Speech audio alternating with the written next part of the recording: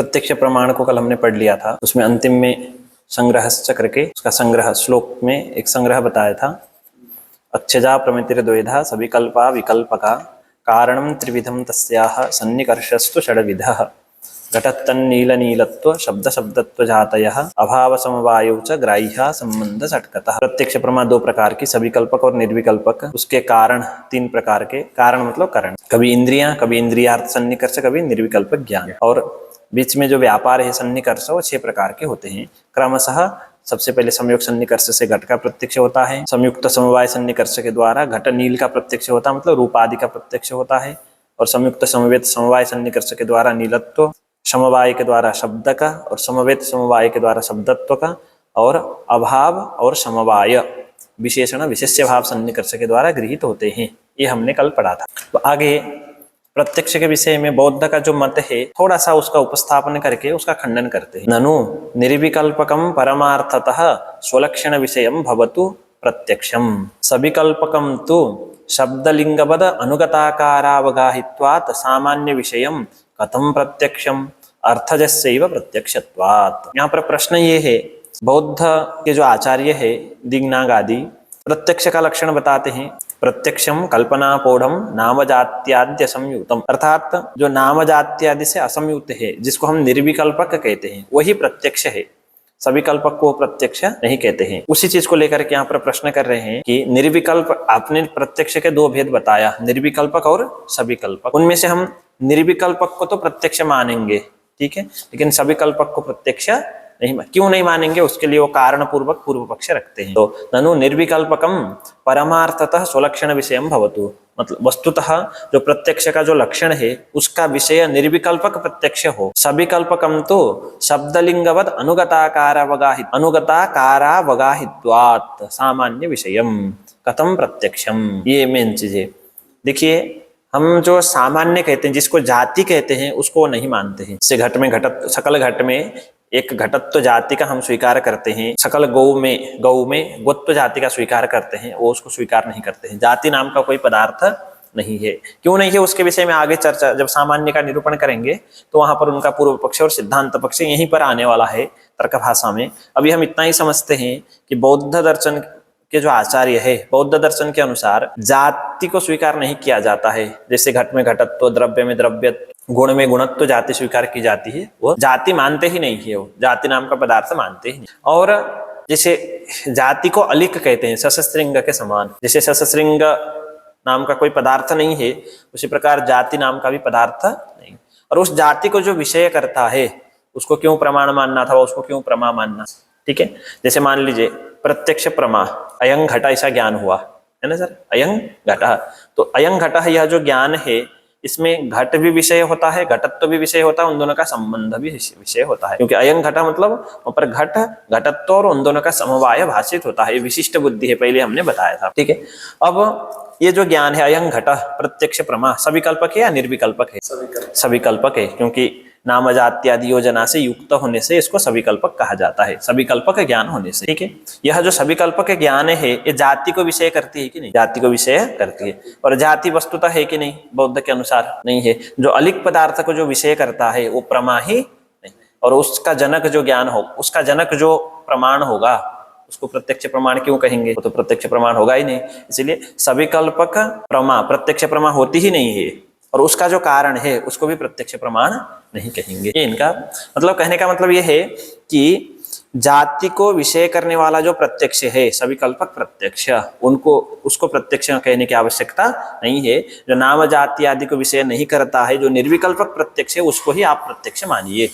इतना है इसका। जाति को अनुगताकार भी कहते हैं सर, है ना। सकल घट में अनुगत मतलब एकाकार, अयं घट अयं घट अयं घट, इस प्रकार का जो अनुगताकार ज्ञान होता है उसका कारण है सर घटत्व जाति। सभी घट में अयं घट अयं घट अयं घट एकाकार वृत्ति, ठीक है, ज्ञान होता है, उस ज्ञान का कारण है घटत्व। इसलिए अनुगताकार जो घटत्व आदि है, उनको अवगाहन करने वाला जो जो ज्ञान है, सविकल्पक ज्ञान, उसको प्रत्यक्ष नहीं कहेंगे। सविकल्पकम तो शब्द लिंगवत, जिस प्रकार शब्द प्रमाण और लिंग मतलब अनुमान प्रमाण जाति को विषय करने से वस्तुतः वो परमार्थतः प्रमाण नहीं होते हैं, ठीक है। उसी प्रकार ये जो सविकल्पक प्रत्यक्ष है वो भी जाति को विषय करने से इसको भी हम परमार्थतः प्रत्यक्ष नहीं कहेंगे। सविकल्पकम तो शब्दलिंगवत, ये तो दृष्टांत के लिए बताया। अनुगताकार अवगाहित्वात् सामान्य विषयम, ठीक है, अनुगताकार जो जाति है उसको अवगाहन करने से, उसको विषय करने से, सामान्य विषयम, सामान्यम विषयः यस्य सविकल्पकस्य तत्सविकल्पकम सामान्य विषयम, मतलब सामान्य को विषय करने वाला जो सविकल्पक है वो कथम प्रत्यक्षम, वो प्रत्यक्ष कैसे हो सकता है, क्योंकि अर्थजस्यैव प्रत्यक्षत्वात्, जो अर्थज प्रमा है उसी को ही हम क्या कहते हैं, प्रत्यक्ष प्रमा कहते हैं। अर्थ मतलब स्वतः, परमार्थतः विद्यमान जो प्रमाण है उससे जन्य जो ज्ञान है उसी को ही हम क्या कहते हैं, प्रत्यक्ष प्रमा कहते हैं। अर्थस्य च परमार्थतः सतः एव तज्जनकत्वात्, अर्थ मतलब जो प्रमाण होते हैं सर, परमार्थतः विद्यमान जो वस्तु है उसी के ही जनक होते हैं। जैसे मान लीजिए उदाहरण के लिए जाति नाम का पदार्थ परमार्थतः होता इनके मत के अनुसार, क्योंकि जाति नाम का पदार्थ परमार्थतः नहीं है, तो परमार्थतः जो वस्तु ही नहीं है घटत्व आदि जाति, ठीक है सर, उसका जो जनक होगा उसको अर्थ अर्थात प्रमाण कहेंगे, नहीं कहेंगे। जितने भी प्रमाण होते हैं परमार्थतः विद्यमान जो वस्तु है उसको विषय करने वाली जो प्रमा है उसके ही जनक होते हैं, ठीक है ना सर। अर्थस्य च परमार्थतः सतः एव तज्जनकत्वात्। स्वलक्षणम तो परमार्थतः सत, स्वलक्षण मतलब प्रत्यक्ष का जो लक्षण है यहाँ पर जो निर्विकल्पक है वो तो परमार्थतः सत है ना सर। और निर्विकल्पक को विषय करने वाला जो प्रत्यक्ष है उसको तो हम प्रत्यक्ष कहेंगे। न तो सामान्यम, सामान्य जो है जिसको हम जाति कहते हैं वो परमार्थतः सत्य नहीं है। तस्य प्रमाण निरस्त विधिभावस्य अन्य व्यावृत्त्यात्मनः स्तुच्छत्वात्। प्रमाण निरस्त विधिभाव, विधिभाव मतलब सत्व सर, विधेय भाव विधिभाव सत्वम, ठीक है, विद्यमानता। जाति की जो सत्ता है उसको प्रमाण के द्वारा निरस्त की गई है, किसके अनुसार, बौद्ध के अनुसार। तो प्रमाण के द्वारा निरस्त है विधिभाव जिसका, ऐसा जो अन्य व्यावृत्त्यात्म है ना, जाति को सर अन्य व्यावृत्ति भी कहते हैं या अतद व्यावृत्ति भी कहते हैं सर, है ना, और कहीं अनुगताकार भी कहते हैं, ठीक है। तो अन्य व्यावृत्तात्मनः तस्य सामान्यस्य, अन्य व्यावृत्तात्मनः तस्य सामान्यस्य प्रमाण निरस्त विधिभावस्य, प्रमाणेन निरस्तः विधिभावः यस्य, विधिभाव मतलब सत्ता जिसका प्रमाण के द्वारा निरस्त किया गया, ऐसा जो सामान्य है जिसका नाम अन्य व्यावृत्ति, जो अन्य व्यावृत्ति स्वरूप है वो तुच्छत्वात्, तुच्छ है मतलब अलिक है, तुच्छ मतलब अलिक, ससश्रिंग के समान। तो निष्कर्ष ये हुआ कि सामान्य नाम का पदार्थ होता ही नहीं है और उसको विषय करने वाला, सामान्य को विषय करने वाली जो सविकल्पक प्रमा है उसको प्रत्यक्ष कहने की आवश्यकता नहीं है। इसलिए निर्विकल्पक को ही आप प्रत्यक्ष मानिए, सविकल्पक को प्रत्यक्ष कहने की आवश्यकता नहीं है। प्रत्यक्ष प्रमा के दो भेद आपने जो बताया वो सही नहीं है। तच्च प्रत्यक्षम सवि निर्विकल्पकम एव, इतना ही कहिए, ये निष्कर्ष हुआ। तो उसके उत्तर में कहते हैं मैवम सामान्यस्यापि वस्तुभूतत्वात्। ये अब आगे जब सामान्य के प्रकरण में बौद्ध का पूर्व पक्ष होगा, सामान्य को मानने की आवश्यकता नहीं है, अतद व्यावृत्ति से ही सामान्य से जो कार्य होता है वो कार्य हो जाएगा, तो वहां पर उनका उसका खंडन करते हैं, ठीक है। जो सामान्य है वो भी वस्तुभूत है, अलिक नहीं है, ससश्रिंग के समान तुच्छ नहीं है, सामान्य भी परमार्थतः विद्यमान है और उसको विषय करने वाली जो प्रत्यक्ष प्रमा है सविकल्पक प्रमा उसको भी प्रत्यक्ष कहेंगे। एक ही शब्द में इनका उत्तर दिया। कहने का मतलब सामान्य अलिक नहीं है ना, उसके विषय में चर्चा करेंगे कि सामान्य क्यों अलिक नहीं है। कहाँ चर्चा करेंगे, सामान्य का जब प्रकरण आएगा, प्रमाण प्रमेय है ना, प्रमेय है आत्मा शरीर इंद्रिय अर्थ बुद्धि मन प्रवृत्ति दोष प्रत्यभाव फल दुखापवर्गास्तु प्रमेयम। जो दूसरा पदार्थ है प्रमेय, 12 प्रकार के होते हैं, उनमें से एक अर्थ आता है। अर्थ जैसे द्रव्य गुण कर्म सामान्य विशेष समवाय अभाव, अर्था करके आता है, वहां पर द्रव्य गुण कर्म सामान्य है ना। जब सामान्य की चर्चा आती है तो ये सब विचार करते हैं। तदेवं व्याख्यातम प्रत्यक्षम। तो अंतिम में निष्कर्ष ये हुआ कि बौद्ध दर्शन के अनुसार निर्विकल्पक को ही प्रत्यक्ष कहा जाता है, सविकल्पक को प्रत्यक्ष नहीं कहा जाता है। क्यों? क्योंकि जो सविकल्पक है वो जाति को विषय करता है, सविकल्पक प्रत्यक्ष, और जाति अलिक है, जो असत पदार्थ को विषय करता है उसको स्वीकार करने की आवश्यकता नहीं है। ये उनका आशय था। अंतिम में कहा कि जाति अलिक नहीं है, सामान्य भी वस्तुभूत है, सामान्यस्यापि वस्तुभूतत्वात् सामान्यम सत्य। वस्तुभूत मतलब यथार्थ, अलिक ससश्रिंग के समान नहीं है, मतलब वास्तविक पदार्थ है, ठीक है ना।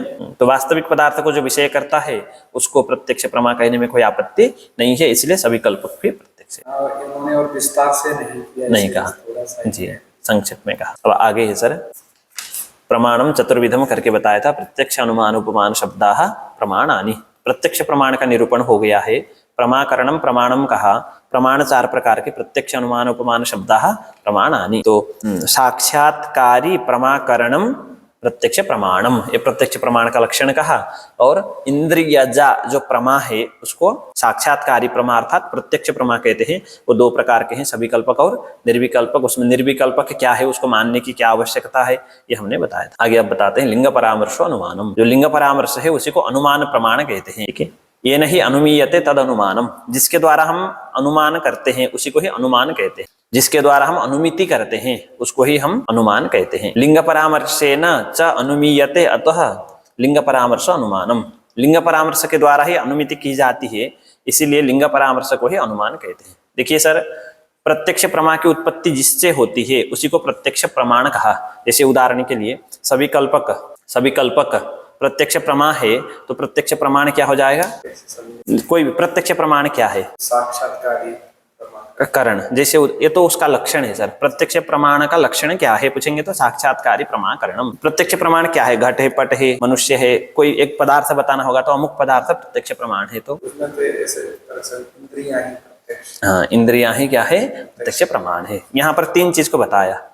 कभी तो इंद्रिय भी हो सकता है प्रत्यक्ष प्रमाण, कभी इंद्रियार्थ सन्निकर्ष भी हो सकता है, कभी सविकल्पक भी हो सकता है। ठीक है, सविकल्पक नहीं, निर्विकल्पक ज्ञान है ना। निर्विकल्पक ज्ञान भी क्या होता है? प्रत्यक्ष प्रमाण होता है। अब निर्विकल्पक को प्रमा कहेंगे तो इंद्रियां करण, और सविकल्पक को प्रमा कहेंगे तो इंद्रियार्थ सन्निकर्ष। ठीक है, इंद्रियार्थ सन्निकर्ष होगा, निर्विकल्पक ज्ञान होगा, फिर सविकल्पक होगा। ठीक है, मेन सविकल्पक को ही प्रत्यक्ष प्रमा करके हम चलेंगे। सामान्यतः कहना होगा तो सविकल्पक जो ज्ञान है वही क्या है? प्रत्यक्ष प्रमा है। तो उसका कारण क्या है? इंद्रियार्थ। क्यों इंद्रियार्थ सन्निकर्ष उसका कारण है? क्योंकि इंद्रियार्थ सन्निकर्ष के द्वारा ही क्या होता है? ज्ञान है उसकी उत्पत्ति होती है। उसी प्रकार लिंग परामर्श ही अनुमान प्रमाण है। क्यों? क्योंकि लिंग परामर्श के द्वारा ही अनुमिति की जाती है। ठीक है, तच्च धूमादि ज्ञानम। वो लिंग परामर्श क्या है? जैसे मान लीजिए प्रत्यक्ष प्रमा के कारण को प्रत्यक्ष प्रमाण कहते हैं। वो क्या है? तो सन्निकर्ष। उसमें इंद्रिय क्या है, अर्थ क्या है, सन्निकर्ष क्या है, एक एक करके बताया। उसी प्रकार अनुमान प्रमाण क्या है? ठीक है, वो लिंग परामर्श क्या है? तो कहेंगे धूमादि ज्ञानम। लिंगम नाम धूमः, जो हेतु है व्याप्य, व्याप्ति बले ना अर्थगमकम लिंगम, आगे बताएंगे। परामर्श है ज्ञान विशेषः। लिंगस्य ज्ञानम लिंग ज्ञानम, लिंगस्य परामर्श लिंग परामर्श। हेतु का जो ज्ञान विशेष है उसी को कहते हैं लिंग परामर्श। लिंग परामर्श मतलब धूमादि का विशेष ज्ञान, तच्च धूमादि ज्ञानम।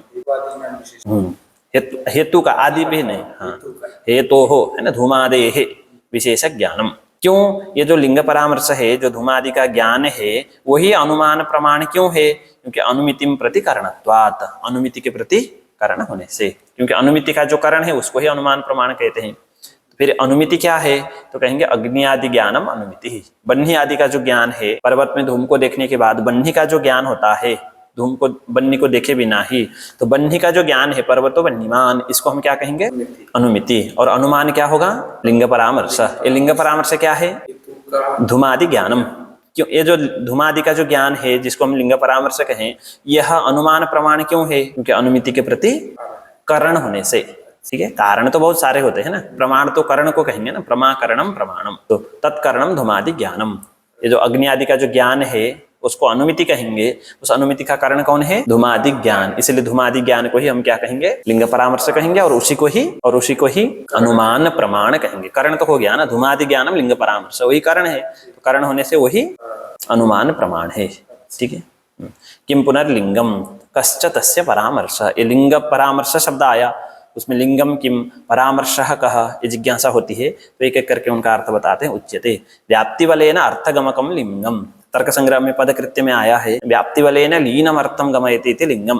व्याप्ति के बल से, व्याप्ति के सामर्थ्य से जो अर्थ है, बन्नी रूप जो अर्थ है उसका गमक, ज्ञान जनक जो होगा उसी को लिंग कहेंगे। जैसे धूम जो है सर, उसको लिंग कहेंगे। क्यों? क्योंकि व्याप्ति के बल से बन्नी रूप जो अर्थ है उसका गमक होता है। जितने भी हेतु होते हैं वो व्याप्ति के बल से, व्याप्ति के सहायता से, व्याप्ति के सामर्थ्य से जो छुपा हुआ जो अर्थ है, साध्य रूप जो अर्थ है, उसके गमक होते हैं, तो उस ज्ञान के जनक होते हैं। यथा धूमो अग्निर्लिंगम, जैसे धूम क्या होता है? अग्नि का लिंग होता है। ठीक है, तथा ही यत्र धूमस् तत्र अग्निरिति साहचर्य नियमो व्याप्ति। देखिए सर, लिंग परामर्श अनुमानम कहा, तो उसमें दो शब्द आए, एक लिंगम एक परामर्श। लिंगम नाम व्याप्ति वाले ना अर्थगमकम परिभाषा, उसका पर्यायवाची क्या है पूछेंगे तो हेतु बोलना है। लिंगम नाम किम पूछेंगे तो व्याप्ति बलेन अर्थगमकम लिंगम, ठीक है। और जब लिंग परामर्श में लिंग शब्द आया, जब उसको परिभाषित किया तो वहां फिर एक शब्द आया व्याप्ति, है ना। लिंगम को बताने के लिए व्याप्ति शब्द आया, तो व्याप्ति का अर्थ बताते हैं यत्र धूमस् तत्र अग्निरिति साहचर्य नियमो व्याप्ति। साहचर्य का नियम ही व्याप्ति है। हेतु में और साध्य में साहचर्य रहता है। साहचर्य मतलब सामानाधिकरण्य, एक साथ रहना। धूम और बन्ही दोनों एक साथ रहते हैं कहाँ, पर्वत में। तो धूम का साहचर्य बन्ही में है, बन्ही का साहचर्य महानस में भी दोनों है, धूम भी है, तो दोनों में परस्पर में क्या है, साहचर्य नियम साहचर्य है, साहचर्य है, ठीक है। दोनों एक साथ रहेंगे तो उनमें क्या रहेगा, परस्पर में साहचर्य। अब साहचर्य का नियम किसमें है, तो दोनों में नहीं है। देखिए साहचर्य तो दोनों में है, दोनों में से जो साहचर्य को नहीं छोड़ता है उसमें साहचर्य का नियम है। धूम और बन्ही में से कौन किसको नहीं छोड़ता। धूम कभी कभी बन्ही को छोड़कर के अकेला रह सकता है, कहीं नहीं रह सकता। और बन्ही अयगोलक में बन्ही रहती है ना। देखिए महानस में धूम और बन्ही है, पर्वत में भी धूम और दोनों में क्या है, साहचर्य है। और साहचर्य का नियम किसमें है, उल्टा हो गया। जो साहचर्य को देखिए, बन्ही तो अयगोलक में है, वहां धूम है कि नहीं। अच्छा, जो तो बन्नी में धूम का साहचर्य हमेशा रहेगा कि नहीं। बन्नी रहेगी तो उस बन्नी में हमेशा धूम का साहचर्य रहेगा कि नहीं, बताइए, नहीं रहेगा। और धूम कहीं भी रहे बन्नी का साहचर्य रहेगा कि नहीं। तो साहचर्य का नियम किसमें रहा, धूम में रहा। तो व्याप्ति किसमें है, जो साहचर्य नियम है वही व्याप्ति है। धूम में व्याप्ति है, जिसमें व्याप्ति रहती है उसको व्याप्य कहते हैं, ठीक है सर। तो व्याप्ति क्या है, साहचर्य नियमो व्याप्ति। दोनों में पहले साहचर्य देखना है, फिर उसके बाद नियम किसमें है ये देखना है। वो कैसे पता चलेगा सामान्यतः साहचर्य का नियम किसमें है, तो यत्र यत्र तत्र तत्र, यत्र यत्र धूमः तत्र तत्र अग्नि। जिसमें नियम है, जो व्याप्य है, उसका पहले उच्चारण करना है। जैसे मान लीजिए उदाहरण के लिए हमने कहा यत्र यत्र धूमः तत्र तत्र बन्ही, ऐसा वास्तव में है कि नहीं है। तो साहचर्य का नियम किसमें है, धूम में, मतलब व्याप्ति किसमें है, धूम में। और यत्र यत्र बन्ही तत्र तत्र धूमः, ऐसा बोल सकते हैं कि नहीं, ये सही है कि नहीं, वाक्य सही है कि गलत है। यत्र यत्र बन्ही तत्र तत्र धूमः, ये वाक्य सही है कि गलत है, नहीं अरे बाप रे, आप कहेंगे ये भवन गिर गया, ये वाक्य सही है कि गलत है। बिना गिरे ही भवन गिर गया बोलेंगे तो वाक्य सही होगा कि गलत होगा। यहाँ घट नहीं है, हमने घटे बोल दिया, तो सही होगा कि गलत होगा। आप यत्र यत्र बन्ही तत्र तत्र धूमः, ये वाक्य सही है कि गलत है, गलत है ना। क्यों, क्योंकि ऐसा होता है जहां जहां बन्ही है वहां वहां धूम है क्या, नहीं है। जो नहीं है उसको कह रहे हैं तो उसको सही कैसे, वाक्य तो सही है लेकिन ऐसा होता नहीं। हमने ससश्रृंग देखा, वाक्य सही है कि गलत है, मतलब बुद्धि परिकल्पित करे, नहीं वो बुद्धि का, यहाँ पर बुद्धि परिकल्पित नहीं करते हैं ना, ठीक है ना सर। वस्तु स्थिति देखना होता है यहाँ पर। तो यत्र यत्र बन्ही तत्र तत्र धूमः, ऐसा है कि नहीं, ऐसा यत्र यत्र बन्ही तत्र तत्र धूमः, ऐसा है कि नहीं। अगर ऐसा होता तो बन्ही में भी क्या रहता, साहचर्य का, तो साहचर्य का नियम बन्ही में नहीं है, मतलब बन्ही में व्याप्ति नहीं है। तो साहचर्य नियमो व्याप्ति, इतना ही है। उस व्याप्ति का अभिनय, व्याप्ति का ज्ञान होता है यत्र यत्र तत्र तत्र। ठीक, व्याप्ति क्यों बताया यहाँ पर, उसमें आया था लिंगम है ना, व्याप्ति वाले ना अर्थगमकम लिंगम। लिंगम क्यों आया, लिंग परामर्श अनुमानम कहा, ठीक है। साहचर्य नियमो व्याप्ति, तस्याम गृहीतायामेव व्याप्तौ, तस्याम व्याप्तौ गृहीतायामेव, उस व्याप्ति के गृहीत होने पर ही धूमः अग्निम गमयति। धूम बनने की अनुमति ऐसे नहीं कराता है, यदि व्याप्ति गृहीत न हो तो। महानस में व्याप्ति गृहित होगी तभी जाकर के तस्याम व्याप्तौ गृहीतायाम एवं, ठीक है। तस्याम व्याप्तौ, तस्याम का अन्वय व्याप्ति, उस व्याप्ति के गृहित होने पर ही धूमः अग्निम गमयति, गमयति इत्युक्ते अनुमापयति। अतः व्याप्ति बलेन अग्नि अनुमापकत्वात् धूमो अग्निर्लिंगम। व्याप्ति के बल से, अग्नि का अनुमापक होने से धूम को अग्नि का लिंग कहा जाता है। तस्य तृतीय ज्ञानम लिंग परामर्श, यह जो धूम है इसका जो तृतीय ज्ञान होगा उसी को लिंग परामर्श कहते हैं। तो लिंग भी हमने समझ लिया, ठीक है। परामर्श ज्ञान विशेष ये भी समझ लिया, जो तृतीय ज्ञान होगा उसी को लिंग परामर्श कहेंगे। तो सामान्यतः जिज्ञासा होती कि प्रथम लिंग ज्ञान क्या है, द्वितीय लिंग ज्ञान क्या है, ठीक है। तथा ही प्रथमम तावन महानसादौ भूयो भूयो धूमं पश्यन् बह्निं पश्यति तेन भूयो दर्शनेन धूमाग्न्योः स्वाभाविकम संबंधम अवधारयति यत्र धूमस्तत्र अग्निरिति। देखिए सबसे पहले सर महानस में धूम और बन्नी का ज्ञान होता है, यत्र धूमः तत्र अग्नि, वहीं पर धूम में अग्नि का संबंध, व्याप्ति रूप जो संबंध है वो भी गृहीत होता है। तो महानस में जो प्रथम धूम का ज्ञान होता है वो प्रथम लिंग ज्ञान होता है। उसके बाद वो व्यक्ति पर्वत में आता है, पर्वत में आने के बाद सबसे पहले उसको क्या दिखाई पड़ता है बन्नी की अनुमिति करने के लिए, तो धूमवान पर्वतः पक्षधर्मता ज्ञान होता है। तो यहाँ पर जो धूम का ज्ञान हुआ उसको कहते हैं द्वितीय धूम ज्ञान, ठीक है। फिर उसके बाद व्याप्ति स्मरण होता है सर, व्याप्ति स्मरण पूर्वक बन्नी व्याप्य धूमवान अयम पर्वतः, ऐसा परामर्श होता है। तो परामर्श में जो धूम का ज्ञान हुआ उसको कहते हैं तृतीय धूम ज्ञान। अब यहाँ पर बताएंगे एक एक करके।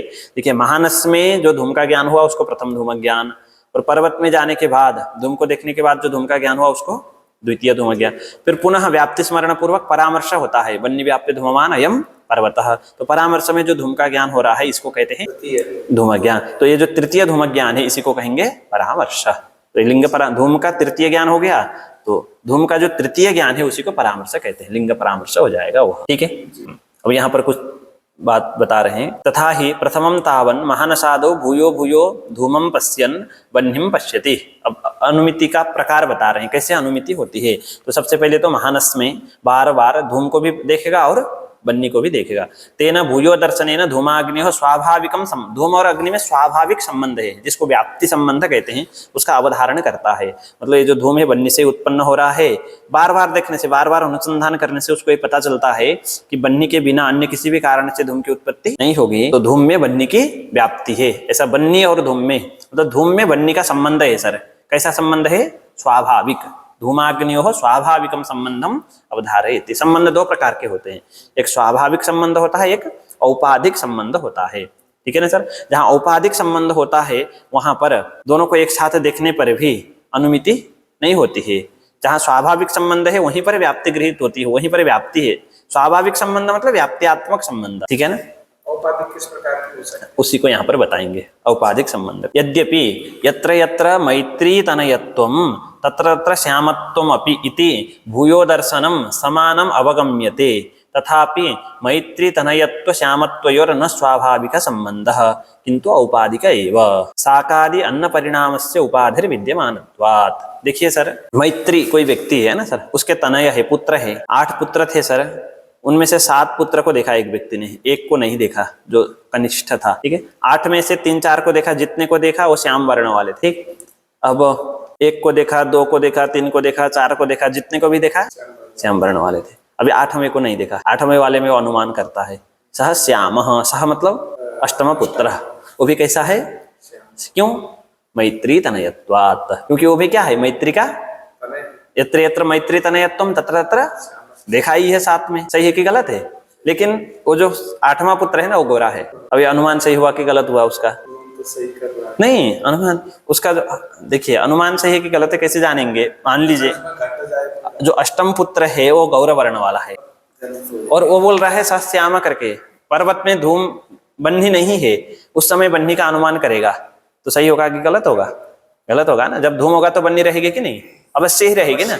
अब मैत्र का तनय होने से श्याम होगा ही, ऐसा नियम है क्या? ऐसा नियम नहीं है, क्योंकि उसके तनय होने से मात्र, किसी के पुत्र होने मात्र से वो एक ही वर्ण वाले होंगे, ऐसा तो नियम लोक में नहीं दिखा। ये तो व्याप्ति नहीं है, ठीक है। तो यत्र यत्र मैत्री तनयत्वम तत्र तत्र श्यामत्वम अपि इति भूयो दर्शनम समानम अवगम्यते। दोनों में जैसे यत्र यत्र धूमः तत्र तत्र बन्नी, उसी प्रकार यत्र यत्र मैत्री तनयत्वम तत्र तत्र ये जो भूयो दर्शन है समान है, ऐसा प्रतीत हो रहा है कि नहीं हो रहा? होने पर भी दोनों में थोड़ा सा अंतर है। एक जगह धूम और बन्ही में, धूमाग्नि में स्वाभाविक संबंध है और मैत्री तनयत्व और श्यामत्व में औपाधिक संबंध है। वो क्या उपाधि है यहाँ पर बताते हैं, ठीक है ना सर। भूयो दर्शनम समानम अवगम्यते तथापि मैत्री तनयत्व श्यामत्वयोर न स्वाभाविक संबंध किंतु औपाधिक एव। तो उपाधि क्या है? साकादि अन्न परिणामस्य उपाधिर विद्यमानत्वात्। वो जो श्याम है ना सर, जो 7 पुत्र में जो श्यामत्व वर्ण है, श्याम वर्ण है, उसका कारण मैत्री का तनय होना नहीं है। उसका कारण क्या है? साकादि अन्न का जो परिणाम है, परिणाम मतलब परिणति, जीर्णता आदि, ठीक है। उसके चलते श्यामत्व गौरत्व जो वर्ण विशेष है उनका जो मूल कारण है वो साकादि अन्न का परिणाम है, न कि मैत्री का तनय होना, ठीक है ना सर। देखिए धूम की उत्पत्ति सर आर्देन्दन संयोग से होता है। बन्ही होने से धूम की उत्पत्ति होती है ऐसा नहीं है सर। बन्ही है तो धूम की उत्पत्ति होगी ऐसा है? जहां जहां बन्ही है वहां वहां धूम है ऐसा नियम है? नहीं है ना। बन्ही से धूम की उत्पत्ति होती तो आर्देन्दन संयोग में भी बन्ही है कि नहीं?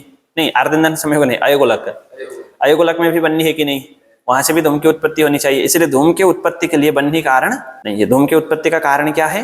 आर्देन्दन संयोग। ठीक है ना सर। जो कारण होता है ना उसी को उपाधि कहते हैं। जैसे मान लीजिए हम धूम के उत्पत्ति का कारण यदि बन्ही को मानते तो बन्ही के द्वारा धूम का अनुमान कर सकते थे, लेकिन बन्ही के द्वारा धूम का अनुमान नहीं कर सकते, है ना सर।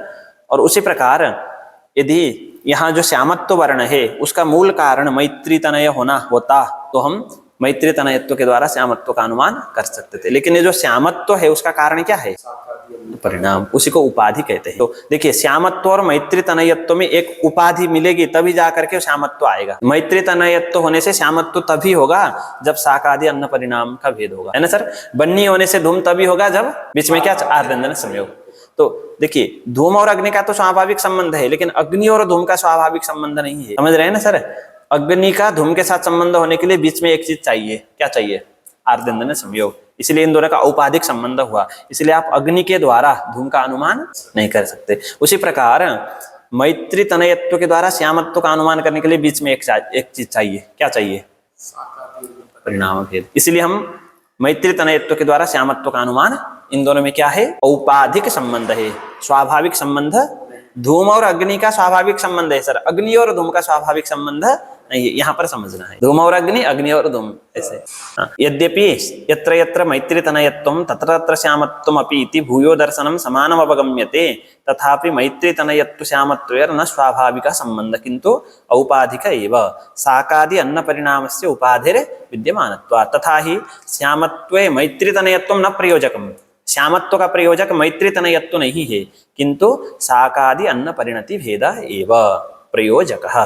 शाकादि अन्न का जो परिणति भेद है, परिणाम विशेष है, भेद मतलब विशेष, वही किसका प्रयोजक है सर? शाकादि अन्न परिणाम का जो विशेष भेद है वो प्रयोजक है किसका? श्यामत्व का, है ना। जो प्रयोजक है उसी को उपाधि कहते हैं। प्रयोजकश्च उपाधि रीति उच्यते। न च धूमाग्निः संबंधे कश्चित् उपाधि। धूम और अग्नि के संबंध में कोई उपाधि है सर? जब धूम रहेगा तो अग्नि रहेगी कि नहीं? रहेगी ना। यत्र यत्र धूमः तत्र तत्र अग्नि। इसलिए इन दोनों के बीच में कोई उपाधि क्यों नहीं है? यदि उपाधि होगी, मान लीजिए यहाँ पर भी तो उपाधि हो सकती है धूम और अग्नि के संबंध में। जैसे मैत्री तनयत्व और श्यामत्व के संबंध में क्या है? उपाधि है।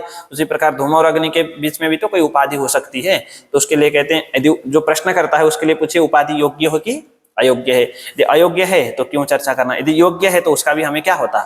ज्ञात होता है ना सर। जैसे मान लीजिए यत्र यत्र धूमः तत्र तत्र अग्नि, बीच में किसी को लाने की जरूरत है नहीं, है ना। धूम रहेगा तो बन्ही रहेगी। जहां जहां बन्ही है वहां वहां धूम होगा। होने के लिए बीच में क्या चाहिए? जहां जहां बन्ही है वहां वहां धूम हो सकता है, लेकिन बीच में एक चीज को लाना पड़ेगा, आर्देन्दन। तो यहाँ पर उपाधि हमें प्राप्त हुआ कि नहीं? उपाधि योग्य है तो योग्य भी है और हमें ज्ञात भी नहीं हुआ, ऐसा नहीं बोल सकते। अग्नि और धूम के संबंध में उपाधि है बीच में, आर्देन्दन संयोग। इसलिए अग्नि का धूम के साथ जो संबंध है औपाधिक संबंध है ना सर।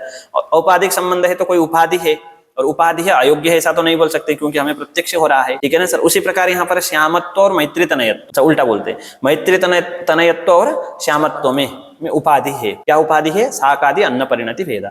उसी प्रकार धूम और अग्नि का जो संबंध है, धूम और यहाँ पर कोई उपाधि नहीं है। यदि उपाधि होती तो वहां पर भी फिर जिज्ञासा होती उपाधि योग्य है कि अयोग्य है। अयोग्य है तो उसकी चर्चा ही नहीं करनी है, योग्य भी है और प्राप्त भी नहीं हो रहा, ऐसा नहीं हो सकता। कहने का मतलब अगर उपाधि होती तो हमें उसका ज्ञान होता। ठीक है ना सर। न च धूमाग्नियोः संबंधे कश्चित् उपाधि अस्ति कश्चित् उपाधि नास्ति, न च कान्वये अस्ति के साथ। अस्ति चेत् योग्य अयोग्यो वा अयोग्यस्य शंकितुम् अशक्यत्वात्। ठीक है, यदि अयोग्य है तो उसकी शंका ही नहीं कर सकते। योग्यस्य च अनुपलभ्यमानत्वात्। यदि योग्य है, धूम और अग्नि के बीच में उपाधि भी है, धूम और अग्नि के संबंध में उपाधि भी है, अर्थात औपाधिक संबंध है, और उपाधि योग्य भी है ऐसा कहेंगे तो उसकी क्या होनी चाहिए? उपलब्धि होनी चाहिए। ऐसा तो होता नहीं है। इसलिए हम ये निर्णय करेंगे धूम और अग्नि के संबंध में कोई उपाधि, इसलिए धूम और अग्नि का जो संबंध है वो कैसा है? स्वाभाविक है। जो स्वाभाविक संबंध है उसी को व्याप्ति कहते हैं। यत्र उपाधिरस्ति तत्र उपलभ्यते। यथा अग्निर्धूम संबंध, अग्नि के साथ जो धूम का संबंध है वहां पर उपाधि है, आर्देन्दन संयोग, वहां उपलब्धि भी होती है। हिंसात्वस्य च अधर्म साधनत्वेन सह संबंधे निषिद्धत्वम उपाधि। ठीक है ना सर। ये एक उदाहरण के लिए कहा है, जहां जहां उपाधि होती है वहां वहां उपलब्ध भी होता है, उसकी उपलब्धि होती है। जैसे एक अनुमान करते हैं कि यत्र यत्र हिंसात्वम तत्र तत्र अधर्म साधनत्वम। बोलिए सर।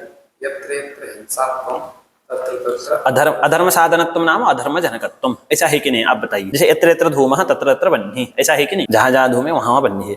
यत्र यत्र हिंसात्वं तत्र तत्र अधर्म साधनत्व, ऐसा है कि नहीं, नहीं ऐसा नहीं है। क्योंकि यज्ञीय जो हिंसा होती है ना सर, यज्ञांतरवर्ती जो हिंसा होती है उसमें हिंसा में हिंसात्व है कि नहीं, उसमें हिंसात्व तो है, अधर्म साधनत्व क्यों नहीं है, अधर्म साधनत्व विहितत्वात्, वो विहित है।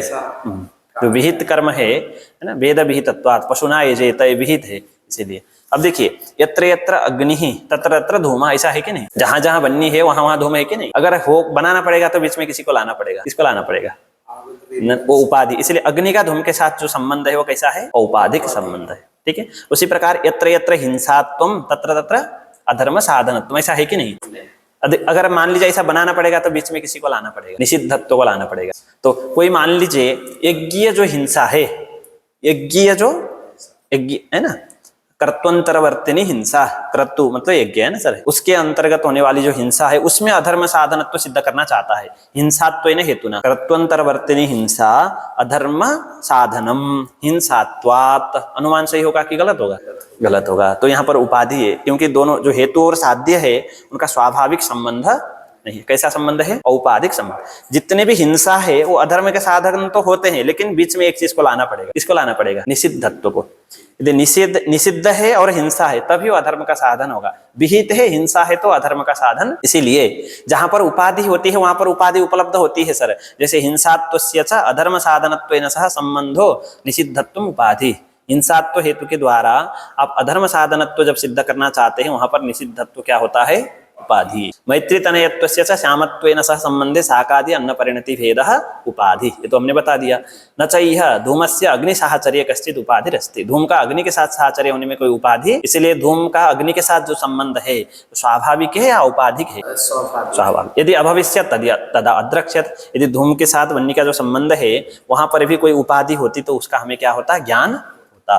ततो दर्शनाभावान् नास्ति इति, जैसे यदि अत्र घटः स्यात् तर्हि उपलभ्येत, उपलब्धि भावात् घटो नास्ति, सिद्ध होता है ना। जैसे मान लीजिए यदि धूम का अग्नि के साथ जहां संबंध है वहां पर उपाधि होती तो हमें क्या होता, उसका ज्ञान होता, दर्शन होता। दर्शनाभावान् नास्ति, ये तर्क है सर। इति तर्क सहकारिणा अनुपलम्ब सनाथेन, अनुपलम्ब मतलब अनुपलब्धि प्रमाण, अनुपलब्धि को नैयायिक प्रमाण नहीं मानेंगे, सहकारी कारण कहेंगे। तो तर्क सहकृत जो अनुपलम्भ मतलब अनुपलब्धि है उससे सहित होकर के प्रत्यक्ष प्रमाण से ही धूम के साथ अग्नि का जो संबंध है वहां पर उपाद्य भाव क्या होता है, गृहीत होता है, उपाधि का अभाव। फिर से बताता हूं सर, धूम के साथ जो अग्नि का संबंध है उसमें कोई उपाधि है कि नहीं, नहीं, संबंध स्वाभाविक है। अभी उपाधि है कि नहीं, नहीं है। उपाधि नहीं है तो क्या है, उपाधि का अभाव है। अभाव का ज्ञान प्रत्यक्ष प्रमाण से होता है सर। अभाव का ज्ञान किससे होता है, अभी भूतल में घट का अभाव है, भूतल में कौन से इंद्रिय से पता चलता है, तो जो घटाभाव का जो ज्ञान हो रहा है वो प्रत्यक्ष प्रमाण है ना, घटाभाववत् भूतलम, ठीक है। प्रत्यक्ष प्रमाण से ही अभाव क्या होता है, भूतल में घटाभाव गृहीत हो रहा है। कौन से प्रमाण से, प्रत्यक्ष प्रमाण। लेकिन जब हम अभाव का ग्रहण करते हैं उस समय अन्य भी क्या होते हैं, सहकारी कारण होते हैं। जैसे एक तर्क होगा, एक अनुपलम्भ जिसको अनुपलब्धि कहते हैं। जैसे मान लीजिए यदि अत्र घटः स्यात् तर्हि उपलभ्येत, यहाँ पर घट नहीं है, घटाभाव का प्रत्यक्ष हो रहा है, वहां पर हम पहले तर्क करते हैं। क्या तर्क करते हैं, यदि अत्र घटः स्यात् तर्हि, ये तर्क हो गया है ना। इस तर्क से सहकृत, तर्क सहकारी कारण है, उससे सहकृत है सर अनुपलब्धि प्रमाण है ना। यदि अत्र घटः स्यात् तर्हि उपलभ्येत, तो उपलब्धि हो रही है, नहीं है, नहीं हो रही है ना। दर्शनाभावान् नास्ति, ये क्या होगा सर, इस तर्क सहकृत अनुपलब्धि है सर। क्या है सर, यदि अत्र घटः स्यात् तर्हि उपलभ्येत, ये तर्क है, ठीक है। इस तर्क के द्वारा अनुपलब्धि का ज्ञान होता है।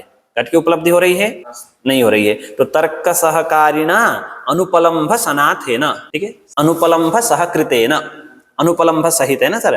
देखिए सर, प्रत्यक्ष प्रमाण से अभाव का गृहित तो होता है, लेकिन वहां पर दो चीज चाहिए, एक तर्क चाहिए और एक अनुपलब्धि चाहिए। तो तर्क सहकारिणा अनुपलम्भ सनाथेन प्रत्यक्षेण प्रमाणेन, प्रत्यक्ष प्रमाणेनैव उपाध्य भावो अवधार्यते, उपाध्य भाव का अवधारण मतलब ज्ञान होता है। कहां पर, धूम के साथ अग्नि का जो संबंध है वहां उपाधि है, उपाधि नहीं है तो क्या है, उपाधि का उपाध्य भाव। अभाव का ज्ञान कौन से प्रमाण से होता है, प्रत्यक्ष प्रमाण। तो अभावो प्रत्यक्षेण अवधार्यते, जो अभाव है वो प्रत्यक्ष से ही क्या होता है, अवधृत होता है। तो प्रत्यक्ष से अभाव का अवधृत करने के लिए दो चीज वहां पर सहकारी कारण होते हैं, एक तर्क, एक अनुपलम्भ। ठीक है ना सर। तो जैसे यहाँ पर तर्क और अनुपलम्भ बताते, यदि अभविष्यत तदा अद्रक्ष्यत, ये तर्क है। दर्शनाभावान नास्ति अनुपलब्धि है सर।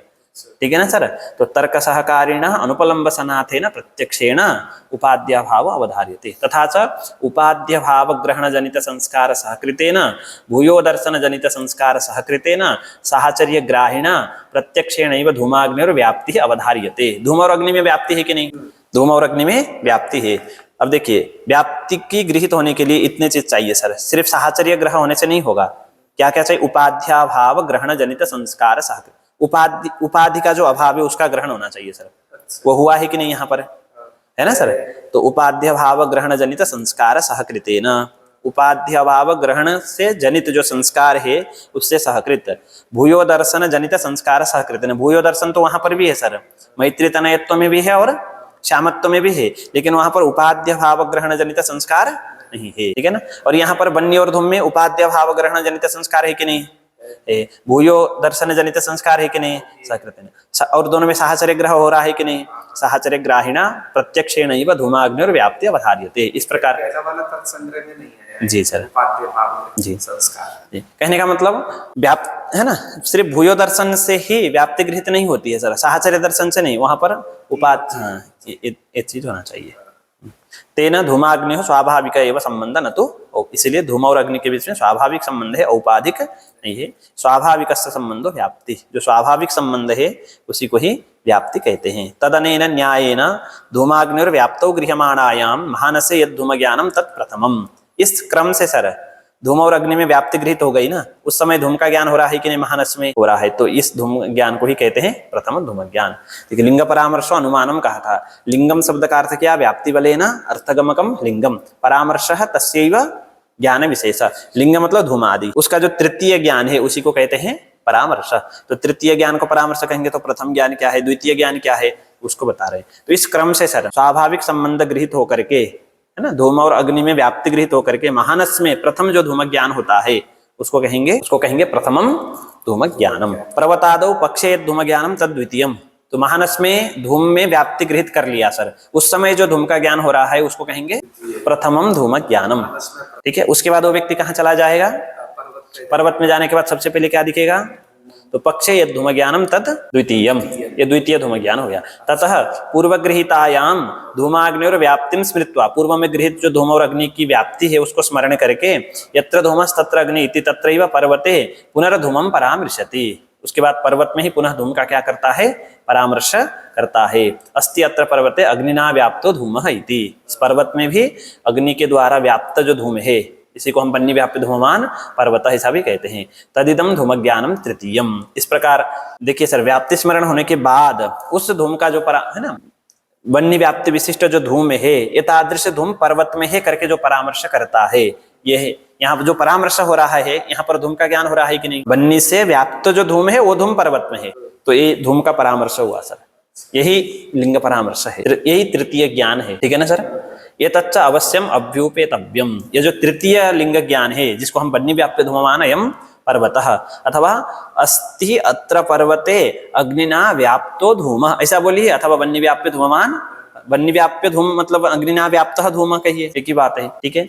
तो यह जो तृतीय धूम ज्ञान जिसको हम लिंग परामर्श कहते हैं, इसको अवश्य स्वीकार करना है, क्योंकि सर मीमांसा में मीमांसक जो है इस परामर्श को स्वीकार नहीं करते हैं। जैसे व्याप्ति गृहित हो गई सर कहाँ? महानस में।